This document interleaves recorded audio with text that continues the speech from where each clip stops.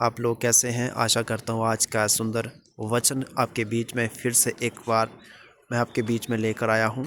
और वचन इस तरीके से है, परमेश्वर 7 संकेत परमेश्वर आपकी मदद करते हैं। 7 चीज़ें जो हैं उन आपके बारे में परमेश्वर बातचीत करता है। मैं चाहता हूँ कि क्या कभी आपने ऐसा महसूस हुआ है कि आपकी ज़िंदगी में सब कुछ धीरे धीरे बिखर रहा है, रिश्ते टूट जाते हैं, सपने टूटने लगते हैं। क्या आपको फील होता है? और मन बार बार हार मानने को तैयार हो जाता है। हाँ, अगर है तो शायद आप हार नहीं रहे हैं, बल्कि परमेश्वर आपके जीवन को सफ़र में कदम बढ़ा चुके हैं। क्योंकि जब परमेश्वर चलते हैं तो सबसे पहले आपको आपके पुराने रास्तों को बंद कर देते हैं। याद रखना, परमेश्वर पहले पुराने रास्तों को बंद कर ताकि आप उनके नए रास्तों पर चल सकें। आज की इस वीडियो में हम जानेंगे 7 ऐसे गहरे संकेत जो बताते हैं कि परमेश्वर इस वक्त आपके जीवन में सक्रिय रूप से काम कर रहे हैं। महज बातें नहीं, बल्कि आपके जीवन को पूरी तरह से बदल देने वाले सच। एक परमेश्वर के दास बिली ग्रैहम जो भी इस परमेश्वर के बारे में भी बहुत अच्छे से परमेश्वर को जानते थे, परमेश्वर की महिमा को करते थे, दुनिया के सबसे प्रभावशाली परमेश्वर के प्रचारक हैं। वो कहते हैं उनके जीवन में जीवन की सच्चाई और बदलाव उम्मीद होती है। आज हम उन्हीं के सिखाए मार्ग से प्रेरणा लेकर हम समझेंगे कि जब परमेश्वर हमारे जीवन में कदम रखते हैं तो वे किन किन संकेतों से हमें बताते हैं। चलिए हम बाइबल में पढ़ते हैं, एक बार उन संकेतों को समझते हैं। पहला संकेत, आपकी ज़िंदगी में मुश्किलें और चुनौतियां अचानक बढ़ जाती हैं। जब आप परमेश्वर के करीब जाने लगते हैं तो ऐसा लगता है जैसे हर तरफ से परेशानी आ जाती है। नौकरी चली जाती है, जब आप सोचते हैं, परिवार में कलह बढ़ जाती है, स्वास्थ्य में गिरावट आने लगती है और दिल के अंदर एक खालीपन और बेचैनी छा जाती है। लेकिन क्या आप जानते हैं, जब परमेश्वर आपके जीवन में कुछ बड़ा बदलाव लाने की योजना बनाते हैं तो सबसे पहले वे पुराने और कमज़ोर ढांचे को तोड़ते हैं। क्योंकि जब तक पुरानी आदतें, पुराने रिश्ते, पुरानी सोच आपके साथ होगी, तब तक आप नई ऊंचाइयों तक नहीं पहुंच सकते। परमेश्वर पहले उन चीज़ों को आपके जीवन से हटाते हैं जो आपकी प्रगति में बाधा बन सकती है। इसलिए जब रिश्ते टूटते हैं, जब नौकरी चली जाती है, जहाँ कोई आपको धोखा देता है, तो घबराई नहीं। ये परमेश्वर का निर्णय का हिस्सा होता है, ना कि विनाश। जैसे किसान खेत की ज़मीन को जोतता है, उसे पलटता है और पुराने खरपतवार को निकालता है ताकि नया बीज बो सके, वैसे ही परमेश्वर आपकी ज़िंदगी में ज़मीन को तोड़ते हैं ताकि आप नया विश्वास, नया उद्देश्य, नया जीवन उग सके। इसलिए अगली बार जब कुछ टूटे तो मत सोचिए कि परमेश्वर ने आपको छोड़ दिया है, बल्कि समझिए कि वे आपके जीवन में नींव को मजबूत कर रहे हैं। क्योंकि ऊंचे महलों की नींव हमेशा गहरी होती है, आपने देखा होगा। दूसरा संकेत, आपके अंदर एक अजीब सी बेचैनी और खालीपन महसूस होता। आपको ऐसा लगता है कि आपकी ज़िंदगी में कुछ बढ़िया कमी है, कुछ अधूरा सा है। पाप जितना भी कोशिश करते हैं आप अपने आप को छिपाने की, दिल में खाली जगह भर नहीं पाती। रिश्ते हो जा काम, सब कुछ ठीक ठाक तो है, अंदर एक सूना सा एहसास बना रहता है। ये उस वक्त होता है जब परमेश्वर आपके दिल को जगा रहे होते हैं। मेरे प्रियो, वे चाहते हैं कि आप बाहरी दुनिया को नकली सुखों और भीड़ भाड़ से हटकर अपने अंदर झांके।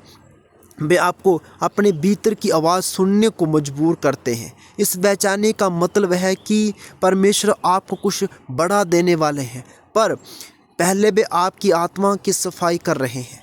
जैसे मोती को चमकाने के लिए उसी सतह से गंदगी हटानी पड़ती है, वैसे ही आपके अंदर सारे झूठ, भ्रम, मोह, मतभेद हटाने पड़ते हैं। इसलिए जब आपको लगे कि मन असंतुष्ट है तो घबराए नहीं। जिस समय है कि खुद से मिलने का, खुद समय समझने का और परमेश्वर के साथ गहरा रिश्ता बनाने का।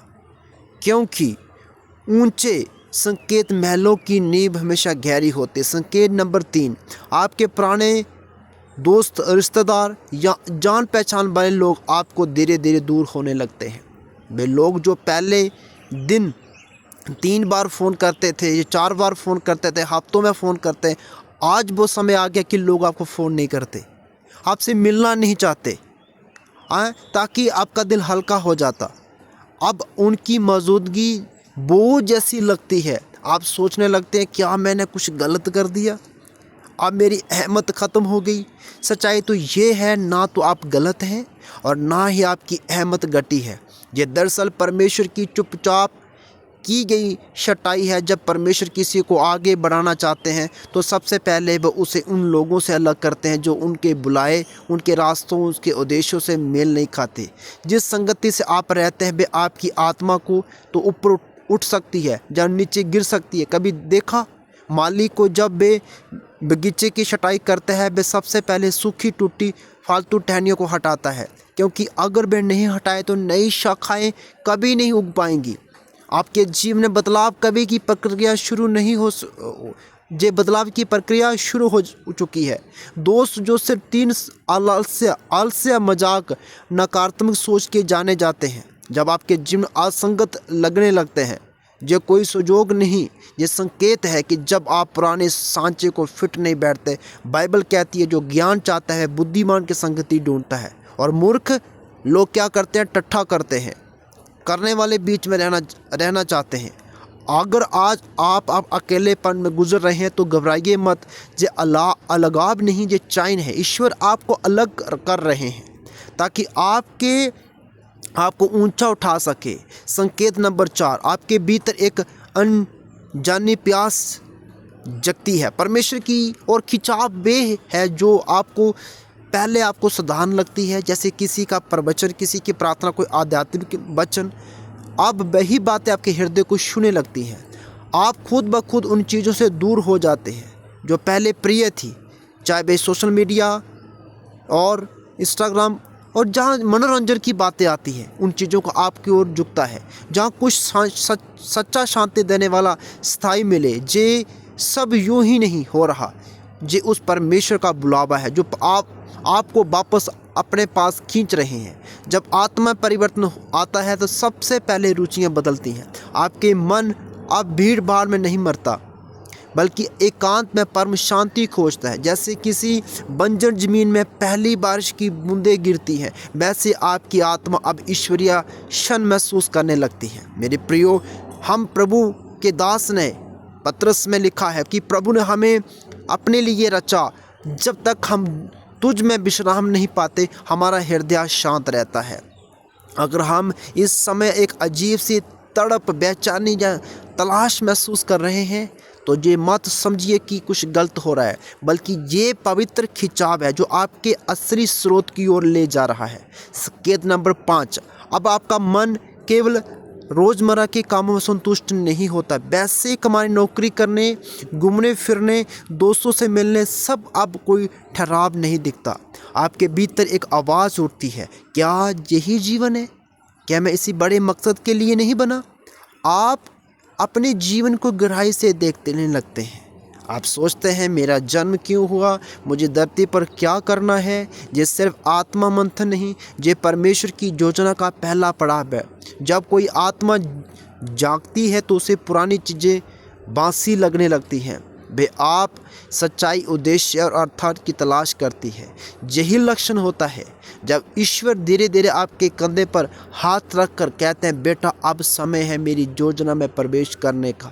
जो बेचैनी आप अनुभव कर रहे हैं वे कोई आम चिंता नहीं, बल्कि वे आंतरिक चेतावनी है कि आप इस गहराइयों में जाएं। बाइबल में लिखा हुआ है, जो मुझे ढूंढता है वो मुझे पा लेता है, और जो मेरे पास आता है मैं उसे कभी नहीं निकालता, कभी नहीं ठुकराता। आज आप इस जीवन के सामान्य तरीके से उब चुके हैं तो समझ लीजिए कि परमेश्वर आपको बुला रहे हैं एक नए रास्ते के ऊपर, एक नए उद्देश्य और संकेत की। नंबर 6, जिंदगी बार बार अजीब रुकावटें आने लगती हैं और लेकिन बात नहीं बनती। जहाँ बदलते हैं फिर सुकून नहीं मिलता। रिश्ते में दिल लगाते हैं मगर बार बार टूटने लगते हैं। आपके मन में एक सवाल उठता होगा, क्या मेरी किस्मत ही खराब है?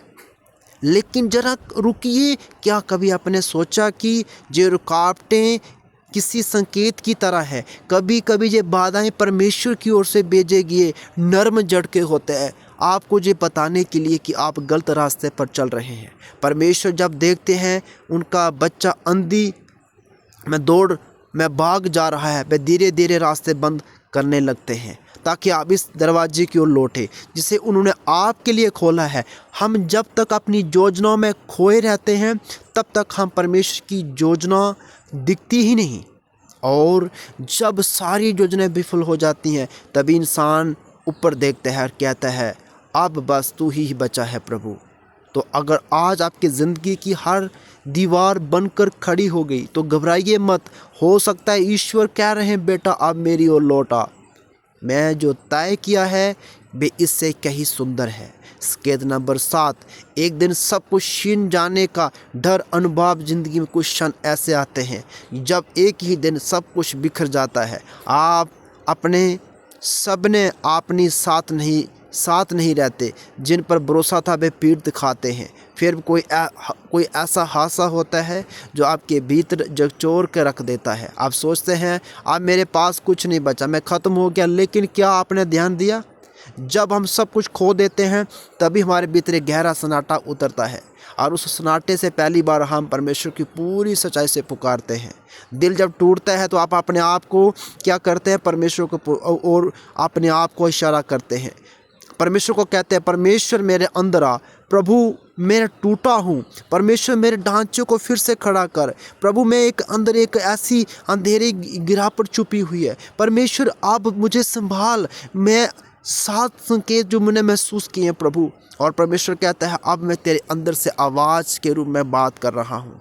परमेश्वर क्या करता है, परमेश्वर फिर क्या करता है, और हमारे अंदर प्रभु आता है और प्रकाश को उत्पन्न करता है, और हमारी जिम्मेदारियां निभाने के लिए नहीं बल्कि हमें आत्मिक उद्देश्य के लिए प्रभु हमें खड़ा करता है। परमेश्वर हमें एक बड़े विजन के लिए हमें प्रभु खड़ा करता है। इसलिए जब हम अपने आप को परमेश्वर के आगे अपने जीवन को हम समर्पित करते हैं, परमेश्वर को अपने जीवन को देते हैं, परमेश्वर हमारे अंदर को फिर से एक नई दुनिया बनाता है। परमेश्वर फिर हमारे एक इंसान हमें अकेलापन से हमें बाहर लेके आता है, और हम आत्मा को परमेश्वर हमारे विचारों को फिर से प्रभु हमें जोड़ना चाहता है। प्रियो, आप हमारे चैनल को सब्सक्राइब करें। अगर वचन आपको अच्छा लगा हो तो शेयर करें, कमेंट करें और सब्सक्राइब करें। प्रभु आशीष बरकत दे। God bless you all.